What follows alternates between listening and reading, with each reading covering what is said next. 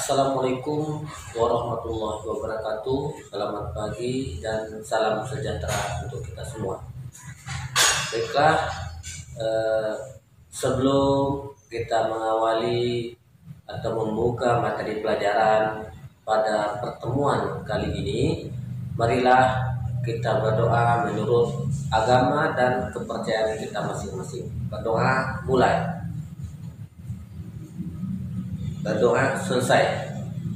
Nah, sebelum kita memasuki materi pembelajaran kita pada pertemuan kali ini, perlu Bapak tekankan kepada seluruh para peserta didik dimanapun berada agar kita selalu menjaga protokol kesehatan.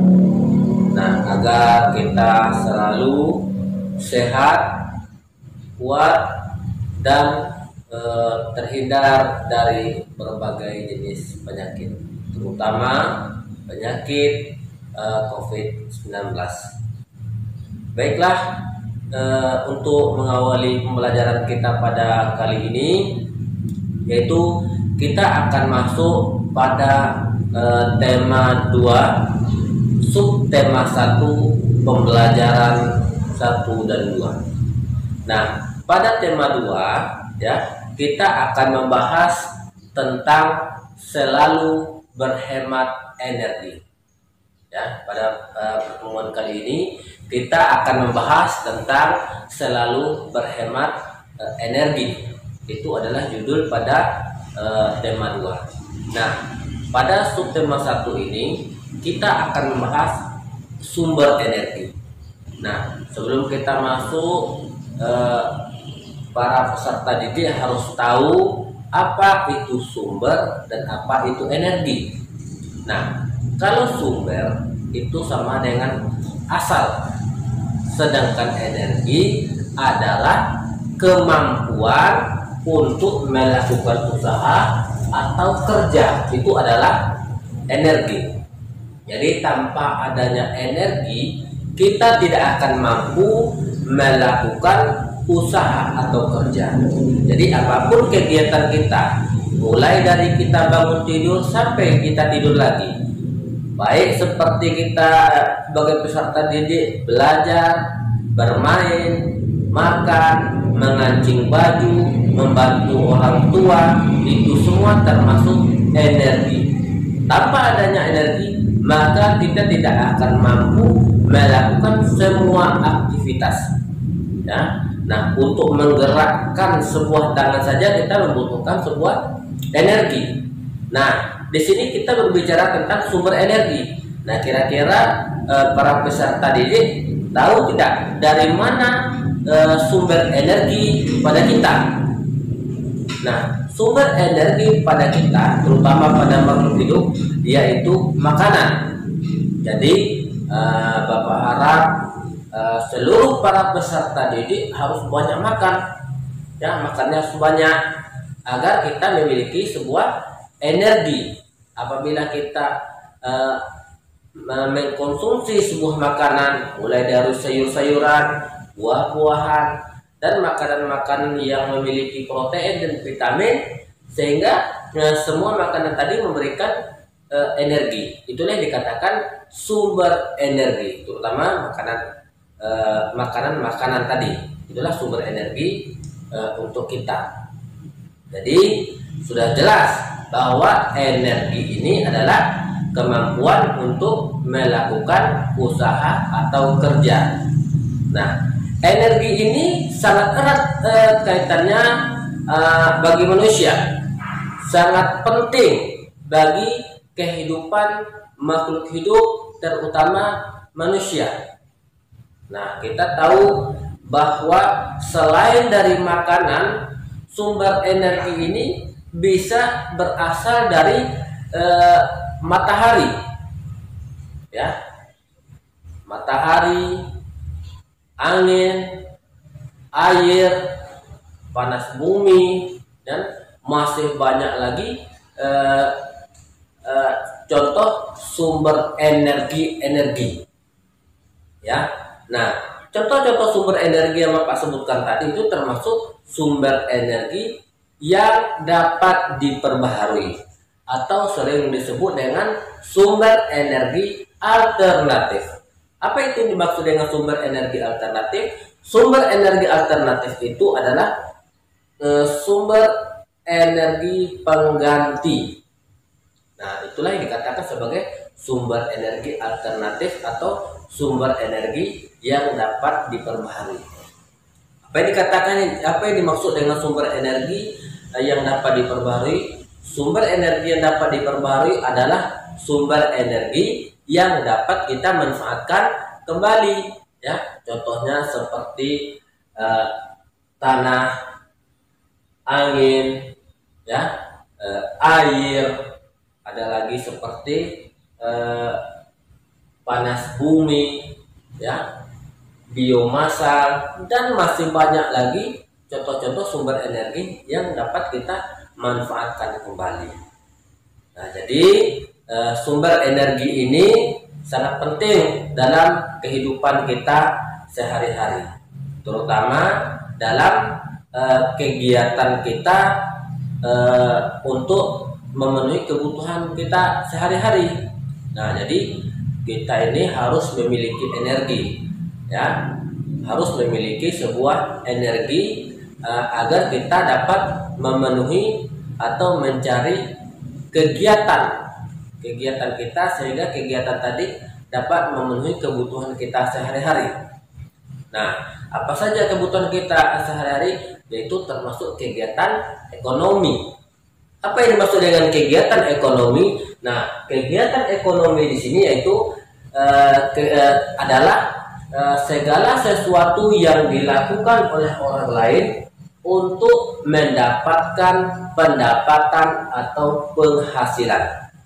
Jadi, apapun pekerjaan orang lain, jika pekerjaan tersebut sudah mendapatkan pendapatan, pekerjaan tadi sudah mendapatkan pendapatan, sudah mendapatkan penghasilan, maka itulah yang dikatakan kegiatan ekonomi. Nah, kita harus tahu membedakan mana pekerjaan yang dikatakan kegiatan ekonomi dan mana pekerjaan yang bukan kegiatan ekonomi. Kalau pekerjaan tadi yang dikatakan kegiatan ekonomi adalah pekerjaan tadi menghasilkan pendapatan. Nah, pendapatan tadi dapat memenuhi kebutuhan kita. Itulah yang dikatakan sebagai kegiatan ekonomi. Contohnya seperti orang bekerja. Nah, orang bekerja kan mendapatkan gaji. Nah, gaji tadi dimanfaatkan untuk memenuhi kebutuhan hidup. Nah, itulah yang dikatakan kegiatan ekonomi. Nah, seperti peserta didik. Para peserta didik apakah termasuk kegiatan ekonomi? Nah, para peserta didik itu belum termasuk kegiatan ekonomi. Kenapa? Karena para peserta didik tidak menghasilkan pendapatan. Nah, kalau sudah menghasilkan pendapatan, maka baru bisa dikatakan sebagai kegiatan ekonomi. Nah, kita harus tahu juga tempat kegiatan ekonomi. Contohnya, tempat kegiatan ekonomi seorang guru ada di sekolah. Tempat kegiatan ekonomi pedagang ada di pasar, ya. Ada tempat kegiatan ekonomi seorang buruh ada di pabrik. Nah, jadi kita harus tahu di mana tempat-tempat kegiatan ekonomi. Jadi kegiatan ekonomi ini ada kegiatan yang menghasilkan barang dan ada pula kegiatan ekonomi yang menghasilkan jasa. Nah, sekarang coba kita lihat lagi gambar yang ada di samping di sini, ya. Nah, pada gambar-gambar ini dia menjelaskan ada contoh kegiatan ekonomi yang menghasilkan barang. Nah, pada contoh kegiatan ekonomi yang menghasilkan barang ini, inilah contoh-contohnya, ya. Kenapa ini dikatakan sebagai contoh kegiatan ekonomi yang menghasilkan barang? Karena yang dikerjakan orang hasilnya berupa barang, ya. Ada berupa uang, maka orang si B tadi mendapatkan upah berupa barang. Nah, selanjutnya kegiatan ekonomi berupa jasa. Nah, kegiatan ekonomi berupa jasa itu tidak berupa barang atau benda. Nah, kegiatan ekonomi berupa jasa yaitu kegiatan ekonomi contohnya seperti sopir mobil, guru, TNI, dokter. Mereka hanya memberikan jasa, ya, memberikan jasa. Nah, itulah perbedaan dua jenis kegiatan ekonomi, yaitu kegiatan ekonomi yang menghasilkan barang dengan kegiatan ekonomi yang menghasilkan jasa. Nah, selanjutnya di sini Bapak harap kepada seluruh para peserta tadi juga memahami tentang jenis-jenis kegiatan ekonomi orang tua dan lingkungan yang ada di sekitar kita. Nah, sekarang coba kita perhatikan jenis-jenis kegiatan ekonomi, dua jenis kegiatan ekonomi ini yang menghasilkan barang dan jasa dalam kehidupan sehari-hari. Nah, Bapak minta kepada seluruh para peserta didik dimanapun berada dapat mengamati bagaimana kegiatan dan jenis-jenis kegiatan ekonomi yang ada di lingkungan. Selanjutnya, apabila kita sudah memahami tentang jenis kegiatan ekonomi yang ada di lingkungan kita, ya, kita juga tahu bahwa setiap jenis kegiatan ekonomi ini juga termasuk juga membutuhkan sumber energi, ya. Setiap kegiatan ekonomi yang dilakukan oleh orang lain membutuhkan energi. Selain daripada matahari, ya, angin, air juga termasuk sumber energi yang dibutuhkan oleh makhluk hidup, ya. Karena setiap makhluk hidup membutuhkan sumber energi, terutama air.